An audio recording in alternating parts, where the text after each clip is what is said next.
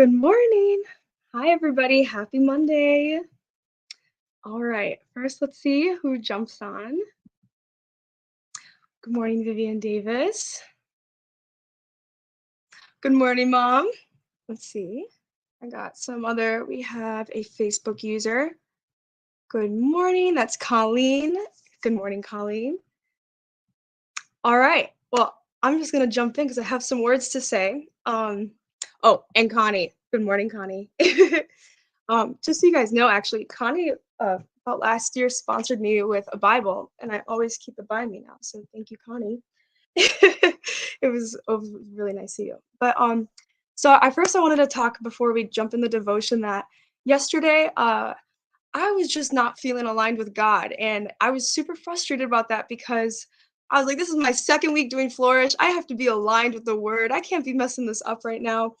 And so I called my mom, I watched some friends, I made dinner, ate some chocolate, tried to like do some like earthly things, and nothing was shaking this like weird feeling of like anxiety and like just kind of like unalignment. I don't know what caused it, but it was just there. So finally, like the last thing I did last night was open God's word to the devotion to prep for today, and it's my verse. This is like God's verse for me. I knew it. I was like, Lord, I don't know like what this feeling is. I know you're gonna like intervene at some point. And he sends me like this is my verse, Romans 12:2. Got me through high school, got me through college.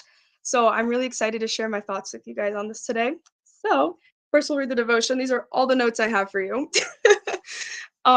So anyway, we have to renew many things in our life. These are all earthly things: driver's license, memberships, license plates, tags on our cars, insurance, library books. Those are just a few of them. But then there's one more very important thing that we need to renew on a regular, even daily basis: our minds. This would be His kingdom, what we renew there. The good Lord knew that our minds would be continually bombarded with worldly images, perspectives, temptations, ideas, and He knew that for us to be able to live in the world without being influenced by it, we would have to regularly renew our minds. Now, this didn't just happen naturally by chance. Wouldn't that be nice? Agreed. Instead, we have to be intentional about allowing God and His Word to transform us by renewing our minds. That's how we keep ourselves from conforming to the sinful attitudes and behavioral patterns of this world, according to Romans 12:2. Some of my favorite ways to renew my mind include listening to worship music, reading my Bible, journaling, talking to the Lord through prayer, meditating on God's goodness, and spending time in God's presence at church, and even hiking. All these activities help me focus on the Lord and on His ways, not the world's. I find that my head is clear, my focus is better, my peace is greater after I take time to renew my mind. It is truly an inner transformation. What are some ways that you can renew your mind and realign yourself with the Creator? So, I wanted to say my favorite thing about this verse is it's kind of also a prayer. You can try as hard as you want to renew your mind, but sometimes that's not going to work. And sometimes your mind's going to resist. And it can be frustrating. So I recommend this week and going throughout your day to renew, just say this verse like, Lord, I will not be conformed by this world, but be transformed by the renewing my mind. Mold my mind.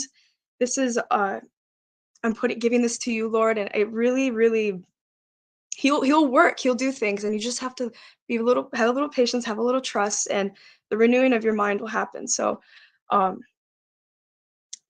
the good thing is that like renewing your mind doesn't have to be stressful. It doesn't have to create anxiety. It doesn't have to be, something that might an earthly thing might be like a to-do list. So I just encourage you all to really meditate on this verse. It means a lot to me, and I know it's a powerful one. It's living water that God sent us all. So I'm gonna pray us out.